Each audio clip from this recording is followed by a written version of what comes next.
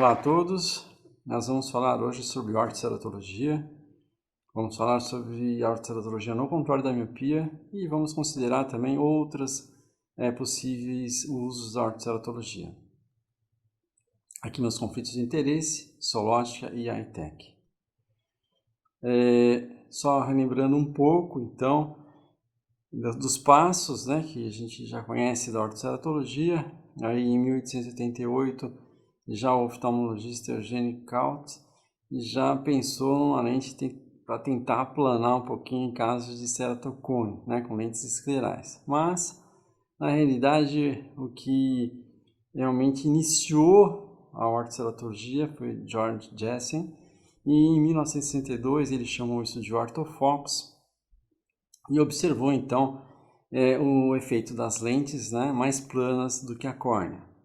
E em 1971, já então a ortoceratologia estava sendo mais determinada e definida como uma redução, uma modificação ou a eliminação de anomalias refrativas por uso planejados de lentes de contato.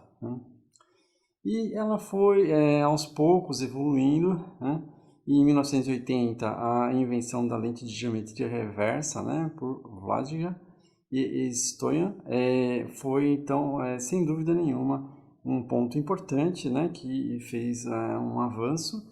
E claro, vamos considerar também que a topografia, a ceratoscopia computadorizada, materiais de mais permeabilidade ao oxigênio, os tornos computadorizados, claro, tudo isso foi permitindo os avanços da ortoceratologia até os dias de hoje. Aqui no Brasil, já em 2007, 2008, temos alguns trabalhos aqui, Vou destacar aqui esses três aqui, todos eles aqui com participação realmente de brasileiros aqui, na Escola Paulista, especialmente.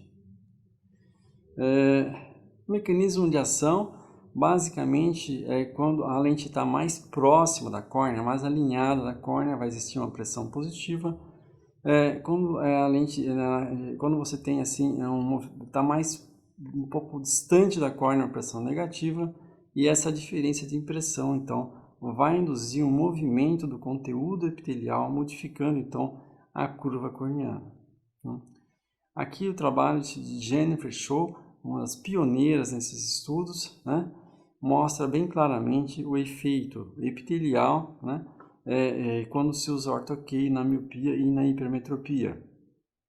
Isso é efeito progressivo, então, que ela conseguiu até na faixa de 14 dias, a gente observa, e também é possível observar que a esclera não está envolvida, o estroma não está envolvido na atuação das lentes para a ortoceratologia. Então aqui, quais são os passos importantes para a adaptação da lente de ortoceratologia? Em primeiro lugar, esse aspecto típico de olho, então em bull's-eye. E depois nós vamos observar o que? A lente está centralizada, onde tem ali a pressão positiva.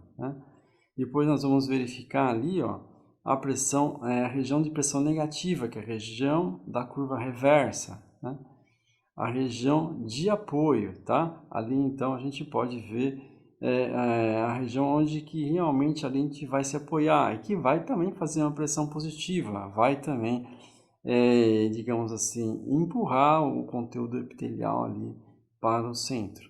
E é claro, nós precisamos ter uma periferia patente, para que não tenha uma pressão naquela região da córnea. Se a gente observar então a biomicroscopia no corte óptico, nós vamos ter a seguinte imagem. Uma região central bem próxima à córnea, a gente pode ver as regiões ali intermediárias com mais fluoresceína, e se a gente ampliar mais ainda, a gente pode ver ali que existe alguma fluoresceína no centro, é um espaço em torno de 10 micra. O que pode interferir na adaptação da córnea, Então da lente de contato. Você fez a topografia, colocou a lente e o que pode interferir? A asfericidade. Se a córnea for mais asférica do que o normal, a lente pode se tornar um pouco mais apertada. o diâmetro corneano, né? A lente deve ser proporcional à córnea. Então, se a lente é pequena em relação à córnea, ela pode ficar um pouco frouxa, né? E vice-versa. Astigmatismo. Especialmente o astigmatismo limbo a limbo pode criar uma certa dificuldade, embora hoje nós temos as lentes com apoio tórico que resolve esses problemas, na maioria dos casos. E a simetria. Quando nós temos um meridiano, dentro do mesmo meridiano, uma diferença entre as curvas, isso tende a descentralizar a lente. Vejamos então quais são os aspectos e como resolver. No caso aqui é uma lente um pouco plana, a gente vê que a lente está muito móvel, né? E que a área de apoio não está bem definida, tá? O que devemos fazer então para esses casos, tá? Nós vamos fazer o seguinte, nós podemos apertar a curva base, podemos aumentar o diâmetro ou então usar área de apoio tórica. Okay? E aqui nesse caso é uma lente que está apertada, é o contrário, né? O aspecto dela é uma lente com descentração inferior, com movimento reduzido e a distância do centro da lente para a córnea, ela pode estar um pouco alterada, né? Você vê que quase você não toca na córnea no centro, né? O que fazer nesse caso? Escolher uma curva mais plana ou um diâmetro menor. Qual é a outra situação? A outra situação é quando você tem uma córnea ligeiramente assimétrica. Aqui, no caso, você vê que a adaptação, ela parece tudo ok, está uma adaptação muito legal, né? Mas, na realidade, se a gente for ver em detalhes, essa córnea tem uma certa assimetria. Se a gente olhar ali no anel número 17 a 3,4 milímetros do centro, num lado do meridiano, no mesmo meridiano de 24 graus, nós temos uma curva de 40,46 e do outro lado do mesmo meridiano, nós temos uma curva de 43,55, né? Então temos uma assimetria aí em torno de 3 dioptrias, né? O que acontece nesse caso? Quando a gente adapta a lente, você vê que a lente está muito pouco centralizada, mas o suficiente para que o tratamento seja descentralizado. Nesse caso, não afetou a visão do paciente, então nós seguimos em frente com esse caso, né? Então o que a gente pode fazer nesse caso? Ajustar o diâmetro quando possível. Se a acuidade visual é boa, então isso pode ser aceitável.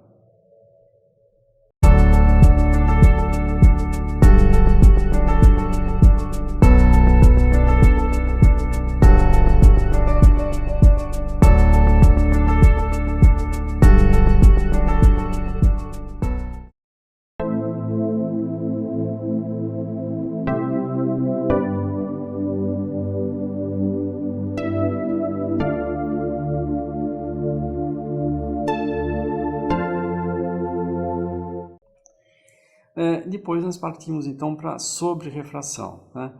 Você pode ser feito logo depois que você escolheu a melhor lente, mas pode ser feito um pouco depois também, mas eu gosto de fazer logo depois que você acertou a melhor lente, né? Você deve verificar se existe algum astigmatismo residual. Se ele existe, é porque ele está dentro do olho e não vai ser corrigido pelo efeito da ortoceratologia, mas em geral é bem tolerado. Relembre também que se a sobrerrefração for alta, você precisa verificar a distância ao vértice, né? E aí verificar um cálculo teórico da lente também é interessante, ver se a tua topografia está realmente de acordo com a refração do paciente e com o poder da lente. Como avaliar o efeito da lente, né? Você pode medir a acuidade visual e a refração, a verificar a topografia diferencial e, é lógico, avaliar a superfície ocular do olho para ver se ela não está sendo afetada pela ortoceratologia ou até pelos produtos de limpeza da lente de contato. Então, são as 3 verificações importantes que se fazem na ortoceratologia. Examinando aqui no dia de teste, como é que a gente faz esse teste, né? Então, no caso aqui, eu tenho usado a lente CRX, que é da Solótica, tá? mas acredito que em boa parte dos casos a gente pode usar da mesma técnica, né? A biomicroscopia com a lente, né? E aí você deixa a lente ali mais ou menos meia hora, né? E depois você tira a lente e faz uma topografia diferencial. E aí você já consegue verificar um efeito de aproximadamente uma dioptria, já verifica que a lente está centralizada. E esse mesmo teste você pode fazer quando o paciente vier buscar a lente definitiva dele. Deixa ele ali uma meia horinha com a lente, com o olho fechado, claro, né? E aí a gente consegue ver, tá? E aqui, como é que a lente evolui no seu efeito? Então, nós temos aí, a gente pode ver que a lente, nos primeiros dias, tem um efeito menor, e depois ela vai aumentando o efeito, vai ficando mais profundo, vai ficando mais largo e vai ficando mais duradouro.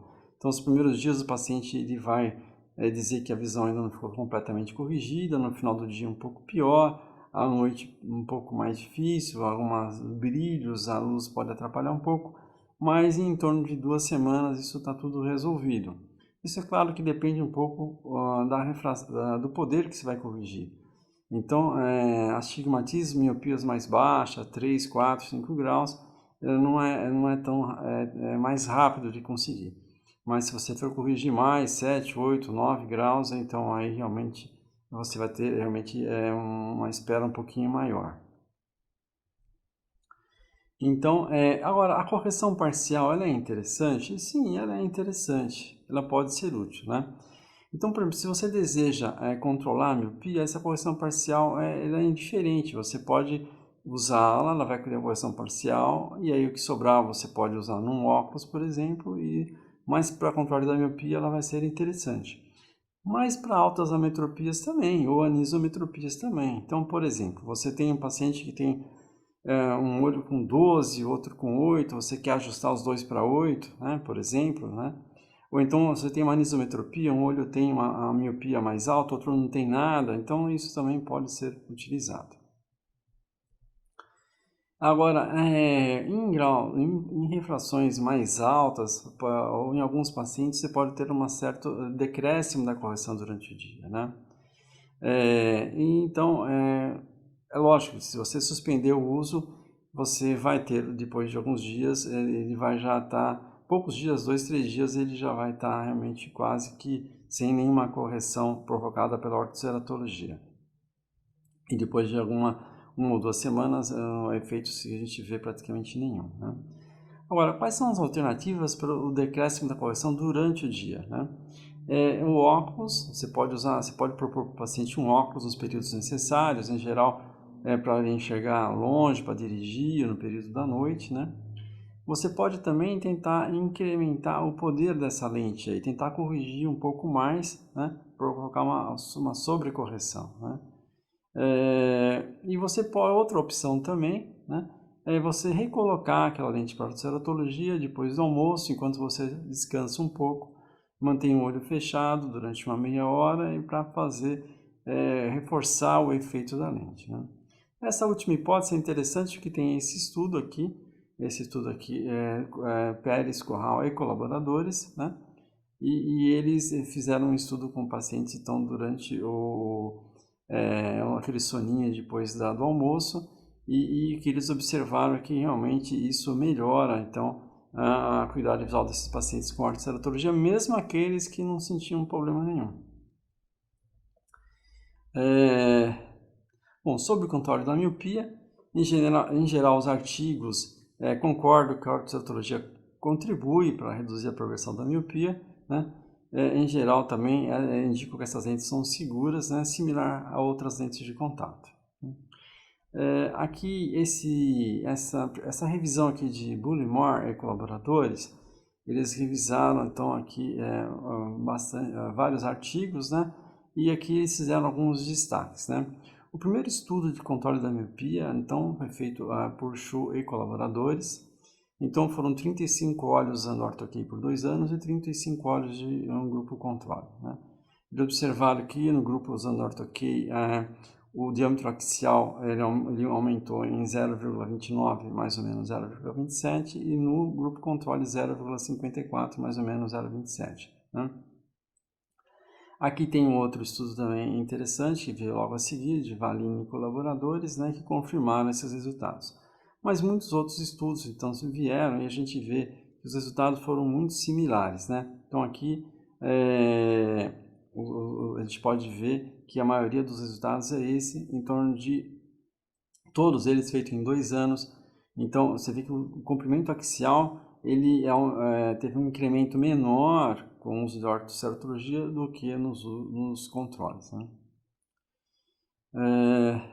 Aqui um estudo aqui de Eli e colaboradores, também na realidade é também um estudo sobre a progressão da miopia, e esse é interessante também, é uma revisão, e o que eles observaram? Que o astigmatismo influencia negativamente a redução, a redução da progressão da miopia, ou seja, pacientes com astigmatismo tiveram um efeito menor na redução da miopia.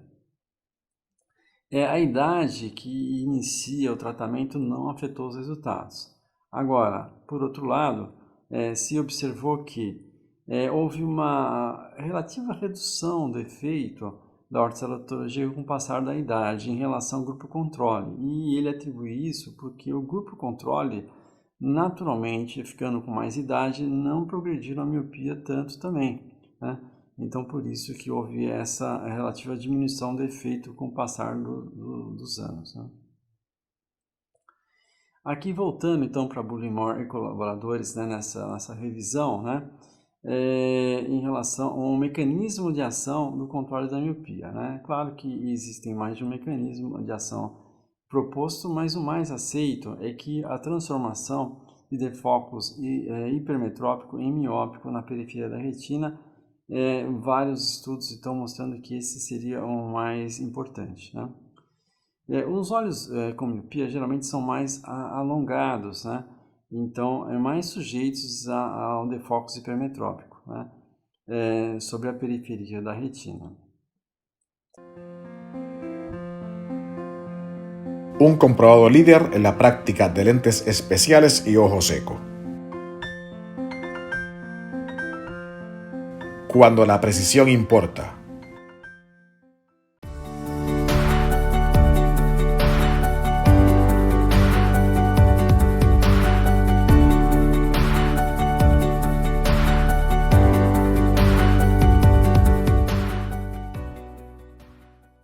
E aí, Queiroz e colaboradores examinaram 28 olhos míopes, né, pacientes antes e depois de usar ortoquei por um mês, e fez as seguintes considerações, né? Houve uma eliminação da miopia nos 20 graus centrais, né, e que isso realmente já existia numa lente comum, né, ficou empatado nos 25 graus centrais, e a partir daí, então, ele transformou o que era hipermetropia em defocus hipermetrópico e miópico a partir dos 20 graus centrais, né? E desse estudo foi confirmado depois por muitos outros estudiosos, né? Basicamente seria isso: você tem um olho hermétrope, quando você passa para a miopia é um olho um pouco mais longo, né? E esse olho mais longo, então, ele você pode corrigir com óculos, uma lente de contato comum, e você vai ter um defocus hipermetrópico, né? E aí você fazendo ortoquei, então você transforma esse defocus hipermetrópico em defocus miópico ou ajustado com a retina, e com isso haveria então um menor estímulo ao crescimento do globo ocular, né? Veja que não é só a ortoceratologia que pode controlar a miopia. Nós temos também a atropina colírio que pode ser utilizada, tá? E já existem estudos mostrando que eles são sinérgicos, ou seja, você pode usar as duas coisas, né? Eu diria que a princípio a gente deve fazer um dos tratamentos, talvez com atropina, talvez com ortoceratologia, e caso não seja suficiente, acrescentar outro tratamento, por exemplo, com o colírio, que eles então realmente podem ser úteis, né? Aqui, sobre a segurança do uso da ortoceratologia, né? Então, alguns estudos verificaram que ela é similar a outras lentes de contato, né? E alguns estudos sugerem então que ele pode ser incrementado por causa durante a noite, né? Do uso durante a noite. mas esses fatores foram minimizados pelas correntes materiais e até mesmo pela melhora dos produtos de limpeza da lente, né? Então aqui, por outro lado, né, você considera que você vai usar muito menos horas da lente do que as lentes tradicionais, né? Elas vão estar também menos contato de água, por exemplo, quando você vai tomar um banho, por exemplo, ou fazer um esporte aquático, né? E então, a menos contaminação também do material em relação ao ambiente. Então, essas seriam vantagens. Você tem algumas desvantagens, mas você tem vantagens. E eu acho que a gente pode ter que pesar as duas coisas para tentar entender melhor e verificar o que acontece na prática. Agora, aqui voltando então novamente a essa revisão de Bullimore e colaboradores, é uma revisão bastante recente do ano passado. Então, ele observou também umas coisas importantes. Em lentes de contato, quando você tem um infiltrado, você considera que ele muitas vezes é estéril, porque ele é causado por hipóxia, né? Já no ortoquê é difícil ter hipóxia, então se tiver infiltrado você tem que se preocupar que pode ser realmente infeccioso, né? Uma revisão aqui também de 50 casos de 2001 a 2005 na Ásia, né? Observou os seguintes principais patógenos: pseudomonas em 50% dos casos, acanthamiba em 30% dos casos, em pacientes que variavam entre 9 e 15 anos, né? Outros estudos também de ceratite infecciosa têm mostrado mais casos em lentes gelatinosas do que em ortoquê, o que parece fazer realmente sentido. Agora aqui esse outro estudo interessante é para estimar a probabilidade de ceratite. É muito difícil estimar essa possibilidade, mas então essa pesquisa foi feita nos Estados Unidos e foi convidados os especialistas que fazem adaptação de ortoceratologia para falar dos seus próprios casos, né?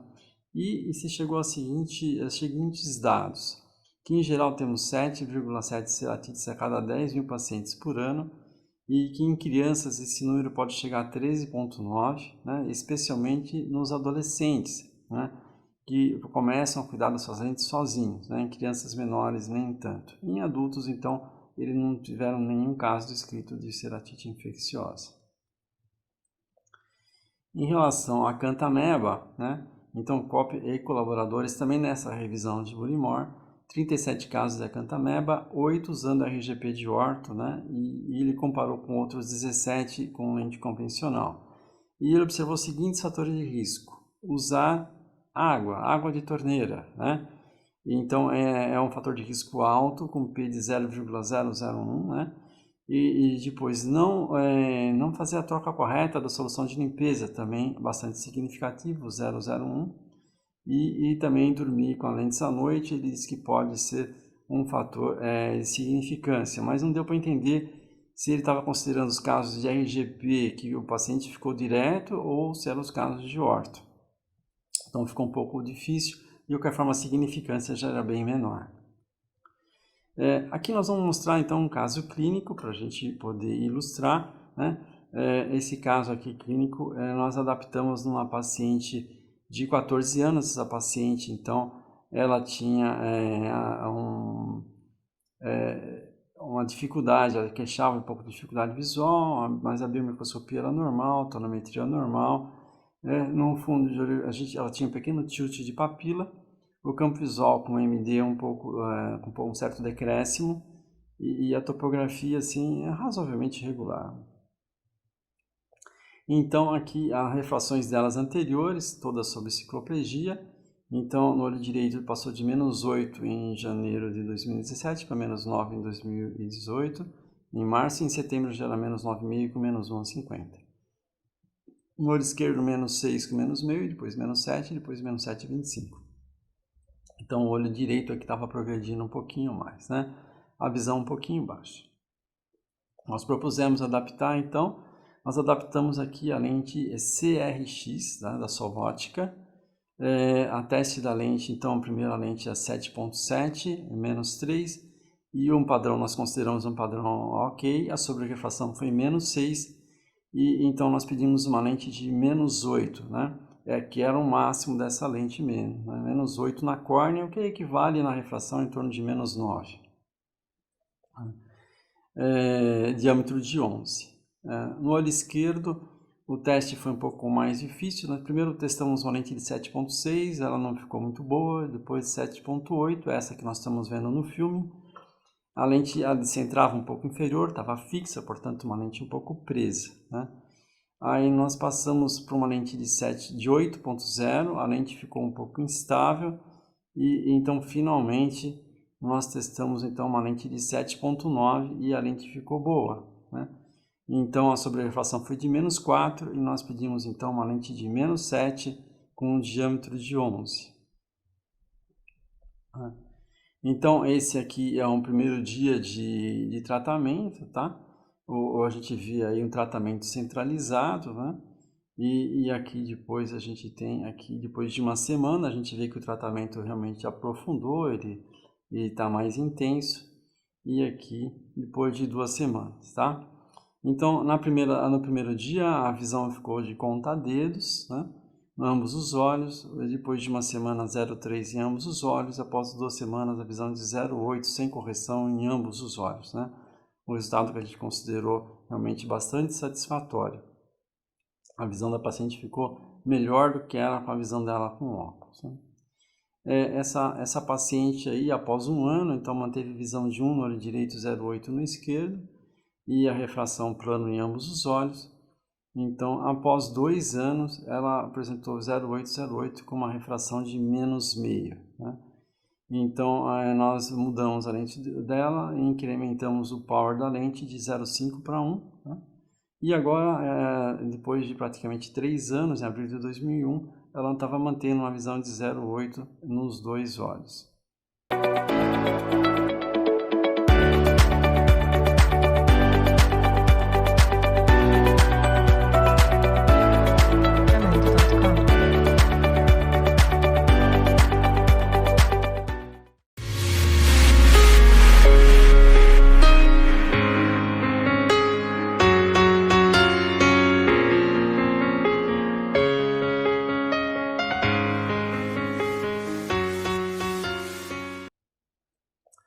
Agora, a ortoceratologia é boa só para o controle da miopia? Será que ela teria outras funções, né? Eu acho que é importante a gente pensar nisso, né?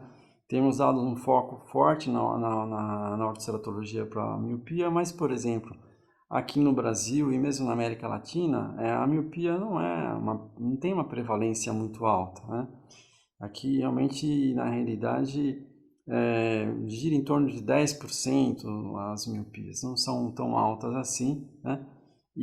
Mas devido às suas características, né, a ortoceratologia apresenta outras vantagens, né? Então, porque você pode ficar o dia inteiro sem as lentes de contato, essa é uma vantagem muito grande, né? Então, vamos ver algumas outras situações que ocorreu conosco. Então, o paciente é para esportes, especialmente aquático, né? Então, na minha experiência, paciente professor de natação que entra com a criança na água, para ele é muito fácil ele se contaminar se tiver com uma lente gelatinosa, né? Para ele é muito fácil se ele se contaminar se tiver com uma lente, não dá para usar uma lente rígida, mesmo a escleral ele pode se contaminar também, né? Muitas vezes ele tem que estar com o olho aberto, ele tem que entrar na água, tem que sair da água, de óculos é muito difícil, né? Então, nesse caso aí, realmente é uma solução bem interessante. E eu mesmo que vivo numa cidade próximo à praia, né? Eu vivo em Santos e lá a gente atende pacientes que querem entrar no mar, que querem fazer esses esportes, então a liberdade que a ortoceratologia proporciona é bem interessante para esses pacientes, né? Alguns pacientes não podem fazer cirurgia refrativa, mas eles gostariam de ficar sem lente de contato e sem óculos durante todo o dia, né? Alguns mesmo podem fazer cirurgia refrativa, mas não acham que aquilo é o melhor para eles, não desejam fazer cirurgia refrativa, mas também gostariam de ficar sem óculos. E aí, então, até mesmo para outros esportes, esporte de contato, por exemplo, futebol, basquete, né? Pode ser uma solução interessante para não precisar de lente de contato, né? Por exemplo, tem alguns pacientes que gostam de fazer futevôlei, que é aquele vôlei de praia, né, com areia, e eles não conseguem fazer isso com óculos, não conseguem fazer sem óculos, não conseguem fazer com lente de contato, e a ortoceratologia é uma solução bem interessante para esses pacientes também. Passou dois aqui. Aqui, no caso, a gente tem que pensar também em situações em que o ambiente é difícil e inóspito, não um ambiente empoeirado, um paciente com vapores no ar, um paciente com possível infecção. Pode ser que não seja muito interessante você estar de lente de contato, né? Então, um médico que trabalha em UTI talvez não queira usar lente de contato durante o trabalho dele, né? Ou aquele paciente que trabalha num paciente que tenha um possível risco, né, com a lente de contato também. Outra situação muito comum é aquele paciente que usa uma lente gelatinosa e que fala que depois de algumas horas de uso ele já não consegue usar mais. Isso ocorre principalmente depois de alguns anos, mas pode ocorrer logo. Então o paciente fala assim, eu coloco minhas lentes de manhã, mas eu não vejo a hora de tirar. Quando chega a tarde, já me cansa, eu já tenho que pôr o óculos, ou quando chego em casa, tiro rapidamente a lente porque ela já está muito incomodativa. Tenho que ficar pegando colírio o dia inteiro para conseguir manter minhas lentes nos olhos, né? Na ortoceratologia é muito interessante essa indicação porque o paciente fica o dia inteiro sem lente de contato, não tem esse problema de no final do dia estar cansado da lente, ele fica simplesmente sem as lentes o dia todo. Então, essa é uma situação comum, eu tenho realmente recebido alguns pacientes desse tipo, que tinham já desconforto com lente gelatinosa, procuraram o cirurgião de córnea, a cirurgia não foi muito indicada, e eles queriam, e aí encontraram na ortoceratologia uma solução muito interessante para os seus problemas. O mesmo aquele que eu falei que não querem operar.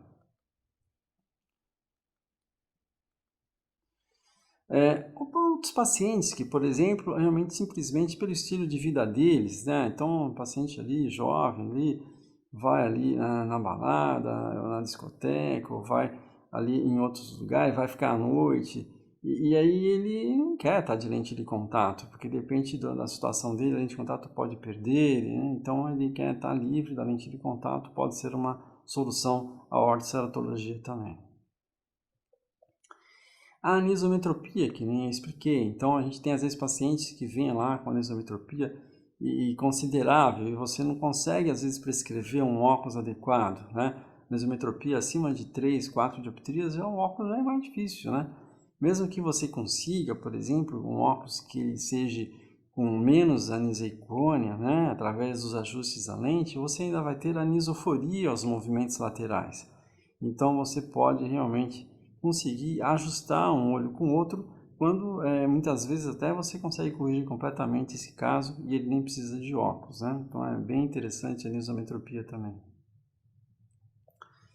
Após cirurgia refrativa, né? Então, principalmente pacientes que não operaram, não foi um grau tão alto assim, que a córnea não esteja tão alterada, é possível, então, após cirurgia refrativa de miopia, a gente fazer, então, uma correção. Aquele paciente aí que voltou um grauzinho, 2 graus, ele consegue com a ortoceratologia corrigir aquele grau e voltar a continuar a permanecer sem os óculos para suas atividades habituais.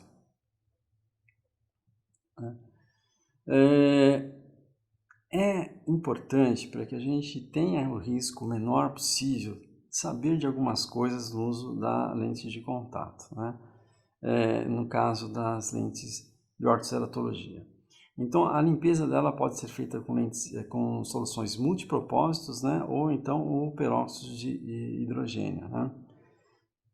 No caso, quando você vai colocar a lente, então você deve colocar um lubrificante sem conservante de preferência na lente quando você vai colocar ela nos olhos e olhar inclusive um pouquinho para baixo para que aquele líquido permaneça dentro da lente, né? E então aquele líquido ele vai ficar ali um pouco de certa forma com uma troca menor. Então é muito importante que a lente esteja muito bem limpa. Então, ao tirar do olho, limpa a lente, guarda no frasco, guarda no estojo com a lente de contato e produto de limpeza, certo? No dia seguinte, dá mais uma lavada e você vai fazer o seguinte, vai colocar no olho, que nem eu expliquei, um colírio lubrificante e vai limpar o estojo com o próprio líquido que sobrou, tá? Exceto se for o peróxido, que aí ele mesmo faz essa auto-limpeza, né?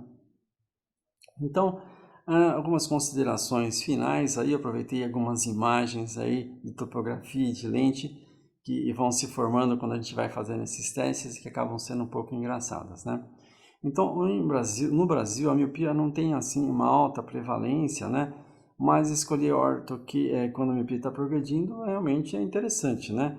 Não tem uma prevalência alta, mas tem quem tem a miopia progredindo. Então, você pode usar para esses pacientes. E eles ainda ganham a independência do óculos, né? Então, se imagine aí um adolescente, ele vai ter, além de um controle da miopia, de ter uma diminuição da progressão, ele ainda vai poder ficar sem seus óculos. Isso vai incentivar ele à prática de esportes, e aí, quem sabe, também ele vai ficar mais tempo ao ar livre, mais tempo, e isso também vai potencializar esse controle da miopia, né? Lembrar que o uso de colírio de atropina também vai ajudar a progressão, ele pode ser usado antes ou depois do ortoquei, mas pode ser junto com a ortoceratologia, né? E também existem outras incontáveis situações aí, como a gente mostrou agora há pouco, que o uso da ortoceratologia é bem útil e realmente a gente não pode esquecer, diante desses pacientes, de oferecer essa opção. Muito obrigado.